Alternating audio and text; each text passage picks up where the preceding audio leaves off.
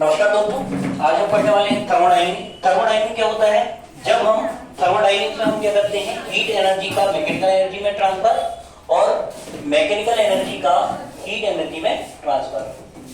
Mechanical energy का heat energy में transfer और हीट एनर्जी का मैकेनिकल एनर्जी में ट्रांसफर किसके अंतर्गत करते हैं? हम थर्मोडायनेमिक्स के अंतर्गत। ठीक, मतलब कि यांत्रिक ऊर्जा का ऊष्मीय ऊर्जा में परिवर्तन और ऊष्मीय ऊर्जा का यांत्रिक ऊर्जा में परिवर्तन क्या कहलाता है? थर्मोडायनेमिक्स कहलाता है या ऊष्मागतिकी कहलाता है। ऊष्मागतिकी के अंतर्गत हम सबसे पहले एक सिलेंडर लेते हैं। सिलेंडर पे यहाँ पर हमने गैस भर दी हुई है, ये गैस है। यहाँ पर एक पिस्टन लगा दिए, ये पिस्टन हो गया। गैस वाले एरिया में हम बोलते हैं सिस्टम बोलते हैं। गैस वाले एरिया को क्या बोलते हैं? सिस्टम। सिस्टम को हिंदी में बोलते हैं हम निकाय या तंत्र। ऊपर वाले एरिया को बोलते हैं हम सराउंडिंग या परिवेश। सराउंडिंग या परिवेश। ठीक है, तो सबसे पहले बात करते हैं सिस्टम क्या होता है। सिस्टम होता है जो गैस होती है, गैस में मॉलिक्यूलर होते हैं और एटम्स होते हैं। सिस्टम में क्या होते हैं? गैस होती है, गैस में क्या होता है? मॉलिक्यूलर होते हैं और क्या होते हैं? एटम्स होते हैं। मतलब कि अणु होते हैं और क्या होते हैं? परमाणु होते हैं। अणु और परमाणुओं का समूह। सिस्टम क्या होता है? अणु और परमाणुओं का समूह। अणु ऑब्लिक परमाणु का समूह। मॉलिक्यूलर ऑब्लिक एटम्स का ग्रुप। मॉलिक्यूलर ऑब्लिक एटम्स का ग्रुप सिस्टम कहलाता है। मॉलिक्यूलर ऑब्लिक एटम्स का ग्रुप कहलाता है सिस्टम। और सिस्टम के बाहर या गैस के ऊपर की तरफ जो एरिया होता है वो क्या कहलाता है? सराउंडिंग कहलाता है या परिवेश कहलाता है। ठीक, इसको हम इजी वे में समझने के लिए सबसे पहले सीखते हैं। हमारे क्या होता है? साइकिल का जो पंप होता है वो वाला, उस पंप में ये ऊपर वाला जो एरिया होता है, ये पिस्टन जो लगा होता है, ये पिस्टन वाला एरिया क्या कहलाता है? सराउंडिंग कहलाता है। और यहाँ पर ये जो एरिया है जहां से हमारे को क्या मिलती है? गैस मिलती है, हवा मिलती है, वाला एरिया क्या कहलाता है? हमारा सिस्टम कहलाता है या निकाय कहलाता है। सिस्टम टोटल 3 टाइप से होता है। 3 टाइप ऑफ सिस्टम होता है। पहले नंबर पे होता है ओपन सिस्टम, फर्स्ट नंबर पे होता है ओपन सिस्टम, सेकंड नंबर पे क्लोज्ड सिस्टम है, थर्ड नंबर पे होता है आइसोलेटेड सिस्टम। फर्स्ट नंबर पे होता है ओपन सिस्टम। ओपन सिस्टम को बोलते हैं हम खुला तंत्र। ओपन सिस्टम को बोलते हैं हम खुला तंत्र। दूसरे नंबर पे होता है क्लोज्ड सिस्टम। क्लोज्ड सिस्टम को बोलते हैं हम बंद तंत्र। क्लोज्ड सिस्टम को बोलते हैं बंद तंत्र। और तीसरे नंबर पे होता है आइसोलेटेड सिस्टम। आइसोलेटेड सिस्टम को बोलते हैं हम विलगित तंत्र। आइसोलेटेड सिस्टम को बोलते हैं हम विलगित तंत्र।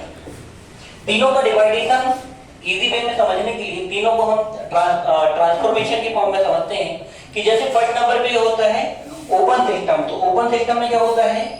हीट एनर्जी ट्रांसफर होती है और मीटर भी ट्रांसफर होता है। हीट एनर्जी भी ट्रांसफर होती है और मीटर भी ट्रांसफर होता है। कौन सा सिस्टम हो गया?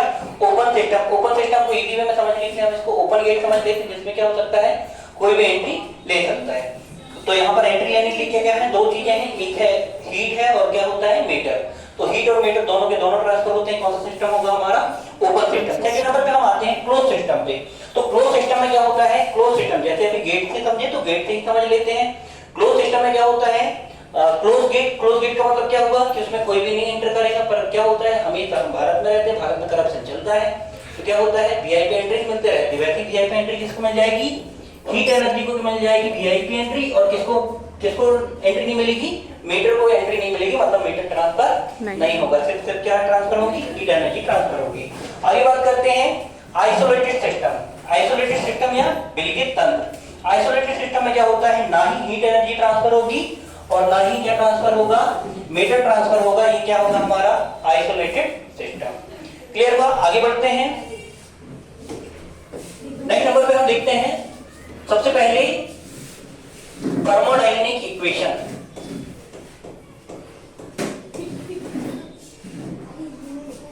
Thermodynamic equation. तो थर्मोडायनेमिक इक्वेशन क्या होती है? PV equal RT. PV equal RT हमने अपने क्या पढ़ के आए हैं, आइडियल गैस इक्वेशन पढ़ के आए, पीवी इक्वल आरटी। तो यहाँ पर थर्मोडायनेमिक इक्वेशन भी क्या हो जाएगी, पीवी इक्वल आरटी। साथ ही साथ आगे बढ़ते हैं तो नेक्स्ट नंबर पे आता है thermodynamic variable. Thermodynamic variable, thermodynamic variables. Thermodynamic variables क्या होते हैं, पी, वी और पी। थर्मोडायनेमिक वेरिएबल्स क्या होते हैं, P, V, T. Thermodynamic equation होती है पीवी इक्वल आरटी। आरटी में आर कांस्टेंट है, आर की वैल्यू कितनी होती है, 8.31। आर की वैल्यू होती है 8.31। और थर्मोडायनेमिक वेरिएबल्स क्या होते हैं, जो चेंजेबल फॉर्म में हो सकते हैं, पी चेंजेबल फॉर्म में हो सकता है, आर भी हो सकता है, और क्या हो सकता है चेंजेबल फॉर्म में, टी हो सकता है। नेक्स्ट नंबर पे हम बढ़ रहे हैं आगे, तो थर्मोडायनेमिक इक्विलिब्रियम की बात करते हैं। तो थर्मोडायनेमिक इक्विलिब्रियम क्या होते हैं, thermodynamic equilibrium, thermodynamic equilibrium, thermodynamic equilibrium क्या होते हैं, जिसमें कि क्या हो जाए, पीवीटी में प्रोसेस के बीच में क्या हो, पीवीटी में से किसी का भी वैल्यू जो है वो कांस्टेंट रह जाए, वो चेंज ना हो, क्या कहलाता है, थर्मोडायनेमिक इक्विलिब्रियम कहलाता है। फर्स्ट नंबर पे होता है मैकेनिकल इक्विलिब्रियम। मैकेनिकल इक्विलिब्रियम में क्या होता है, मैकेनिकल इक्विलिब्रियम। तो मैकेनिकल इक्विलिब्रियम में क्या होता है, सराउंडिंग और सिस्टम के बीच में कोई अनबैलेंस फोर्स वर्क नहीं करता, सराउंडिंग और सिस्टम के बीच में कोई अनबैलेंस फोर्स वर्क नहीं करता। ठीक। सेकंड नंबर पे होता है आइसोथर्मल इक्विलिब्रियम। सेकंड नंबर पे क्या होता है, आइसोथर्मल इक्विलिब्रियम। आइसोथर्मल इक्विलिब्रियम में क्या होता है, जो टेम्परेचर होता है वो क्या होता है, कांस्टेंट। मतलब कि सराउंडिंग और हमारा सेकंड नंबर पे क्या था, सिस्टम। सराउंडिंग और सिस्टम के बीच में टेम्परेचर क्या होता है, कांस्टेंट। जितना टेम्परेचर सराउंडिंग में होगा उतना ही सेम टेम्परेचर पे किस पे होता है, हमारा ये इस पे होता है, सिस्टम पे होता है। सिस्टम पे जितना टेम्परेचर होगा उतना ही सेम टेम्परेचर पे किस में होगा, सराउंडिंग पे। ठीक। थर्ड नंबर पे आता है केमिकल इक्विलिब्रियम। थर्ड नंबर पे क्या आया, केमिकल इक्विलिब्रियम। तो केमिकल प्रॉपर्टी क्या होती है, कांस्टेंट। केमिकल इक्विलिब्रियम में क्या होता है, केमिकल प्रॉपर्टी क्या होती है, कांस्टेंट। केमिकल प्रॉपर्टी क्या होता है, एलिमेंट का मास नंबर, ठीक, एलिमेंट का क्या, एलिमेंट नंबर, ये सब क्या होते हैं, कांस्टेंट। क्लियर हुआ। आगे बढ़ते हैं, केमिकल इक्विलिब्रियम के बाद हम बढ़ते हैं प्रोसेस। तो टोटल थर्मोडायनेमिक प्रोसेस के 7 टाइप ऑफ प्रोसेस होती हैं। 7 टाइप ऑफ प्रोसेस हम देखते हैं। सबसे पहले नंबर पे देखते हैं, फर्स्ट नंबर पे आइसोथर्मल प्रोसेस। आइसोथर्मल प्रोसेस, तो आइसोथर्मल प्रोसेस को बोलते हैं समतापीय प्रक्रम। क्या बोलते हैं, समतापीय प्रक्रम। तो समतापीय प्रक्रम की बात करते हैं हम, समतापीय प्रक्रम की बात करते हैं। तो सबसे पहले समतापीय प्रक्रम में देखते हैं, टेम्परेचर क्या होता है, कांस्टेंट। टेम्परेचर क्या होता है, कांस्टेंट। सेकंड नंबर पे क्या होता है, सेकंड नंबर पे होता है एडिएबेटिक प्रोसेस। सेकंड नंबर पे होता है एडिएबेटिक प्रोसेस। एडिएबेटिक प्रोसेस के अकॉर्डिंग हीट एनर्जी ट्रांसफर नहीं होती, हीट एनर्जी क्या होती है, कांस्टेंट। थर्ड नंबर पे आता है एडिएबेटिक प्रोसेस को बोलते हैं हिंदी में रुद्धोष्म प्रक्रम। क्या बोलते हैं हिंदी में, रुद्धोष्म प्रक्रम। रुद्धोष्म प्रक्रम हो गया सेकंड नंबर पे। थर्ड नंबर पे बात करते हैं हम रुद्धोष्म प्रक्रम के बाद आइसोबैरिक प्रोसेस।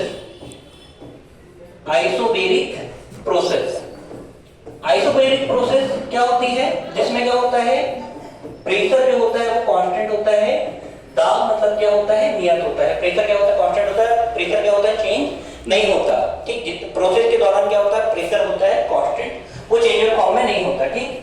आगे बढ़ते हैं, आइसोबैरिक को क्या बोलते हैं, समदाबी प्रक्रम। क्या बोलते हैं हिंदी में, समदाबी प्रक्रम। इसके बाद हम आगे बढ़े तो हमने देखा आइसोकोरिक प्रोसेस, या फिर आइसोकोरिक प्रोसेस को क्या बोलते हैं, आइसोवॉल्यूमेट्रिक। क्या बोलते हैं, कौन, आइसोवॉल्यूमेट्रिक। आइसोवॉल्यूमेट्रिक प्रोसेस को हिंदी में बोलते हैं समआयतनिक प्रक्रम। हिंदी में बोलते हैं समआयतनिक प्रक्रम। समआयतनिक प्रक्रम में क्या होता है, वॉल्यूम कांस्टेंट होता है, वॉल्यूम कांस्टेंट होता है। आगे बढ़े हम तो फिफ्थ नंबर पे देखते हैं साइक्लिक प्रोसेस। साइक्लिक प्रोसेस को हिंदी में बोलते हैं चक्रीय प्रक्रम। चक्रीय प्रक्रम, चक्रीय प्रक्रम क्या होता है, जिसमें इनिशियल पॉइंट और फाइनल पॉइंट कांस्टेंट होते हैं। और इनिशियल से स्टार्ट करने पर पूरा राउंड अप होके कहां पे आते हैं, वापस से इनिशियल पॉइंट पे ही आते हैं। फाइनल पॉइंट से गुजरने के बाद कहां पे आ जाते हैं, वापस से इनिशियल पॉइंट पे जाते हैं। जितने भी इंजन बने हैं आज की डेट में, सारे के सारे इंजन बने हैं कार्नो इंजन के सिद्धांत पे, और कार्नो इंजन का जो सिद्धांत कार्य करता है वो किस पर वर्क करता है, साइक्लिक प्रोसेस के प्रिंसिपल पर वर्क करता है। नेक्स्ट नंबर पे बढ़ते हैं, रिवर्सिबल प्रोसेस। रिवर्सिबल प्रोसेस,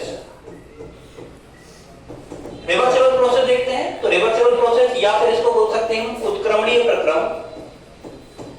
उत्क्रमणीय प्रक्रम, उत्क्रमणीय प्रक्रम की बात करते हैं हम। आइस से हमने वाटर में कन्वर्ट कर लिया, अब वाटर से क्या कर लेंगे, आइस को बना लेंगे, कोई प्रॉब्लम नहीं होगी। ठीक, नेक्स्ट नंबर पे इरिवर्सिबल प्रोसेस देखते हैं। इरिवर्सिबल प्रोसेस, इरिवर्सिबल प्रोसेस को बोलते हैं अनुत्क्रमणीय प्रक्रम। अनुत्क्रमणीय प्रक्रम,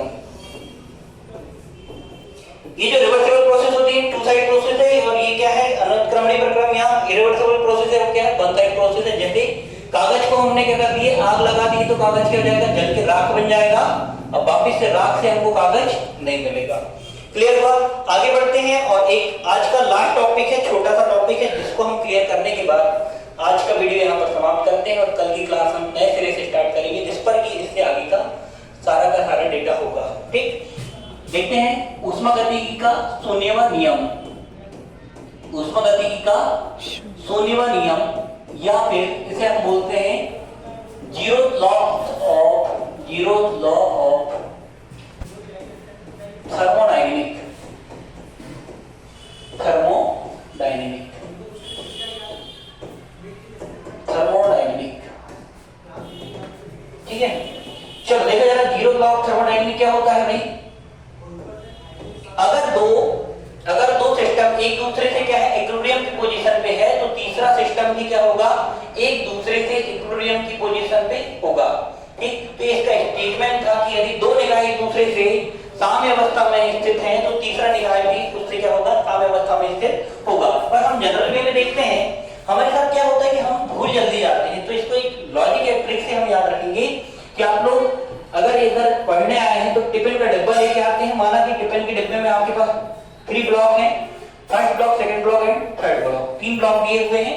पहले वाले ब्लॉक पे आपने क्या रखे हो, चावल को रखे हो। दूसरे वाले ब्लॉक में आपने दाल को रखे हो। तो तीसरे ब्लॉक में आपको बिल्कुल डिफरेंट रखना है, रसगुल्ला। ये हो गया। आप दाल चावल को गर्म खाते हैं, रसगुल्ला को खाते हैं आप ठंडा। बट जैसे ही आपने डिब्बा पैक किया, तो डिब्बे पैक होने के बाद क्या हो जाएगा, दाल चावल के साथ साथ कौन गर्म मिलने वाला है, रसगुल्ला भी थोड़ा गर्म मिलेगा।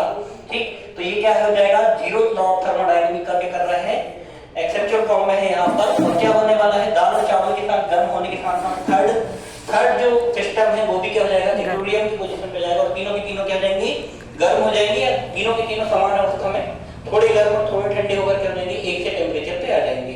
तो जीरोथ लॉ आपको समझ में आया होगा। बाकी की क्लास हम नेक्स्ट वीडियो पे देखेंगे।